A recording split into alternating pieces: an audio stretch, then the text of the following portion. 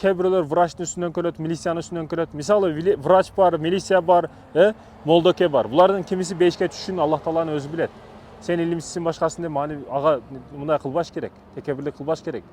Шылдыңдабаш керек. Мен мисалы врач, баягы врачтардын ички органдары аларды алып башка жерге салып, бул өтө кызыктуу темалар. Бирок бирөөсүн дагы түшүнбөйм. Врачтын алдында баш тийиш керек. Алар илимдүү адамдар.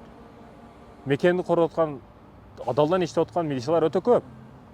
Ошондой экен аларга маани бербей, сен ким элең деш токтотуш керек. Ар бир адамдын сый урматы бар. Ал мусулман болсо да, мусулман болбосо дагы.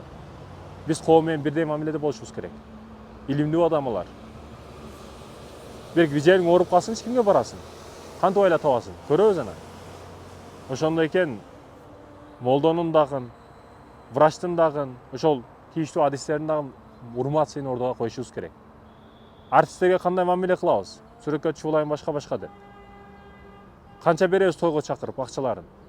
Врачтарга, молдокелерге буларга кандай мамиле кылабыз? Бул темада ойлонушубуз керек. Эмне үчүн артисттик күчөп, коомдо артист болом дегендер көбөйүп, врач болом дегендер, молдо болом дегендер азайып кетип атат? Неге десеңиз, мамилени көрүп атасыз. Кимге кандай мамиле болуп атат? Маани беришибиз керек бул маселелерге.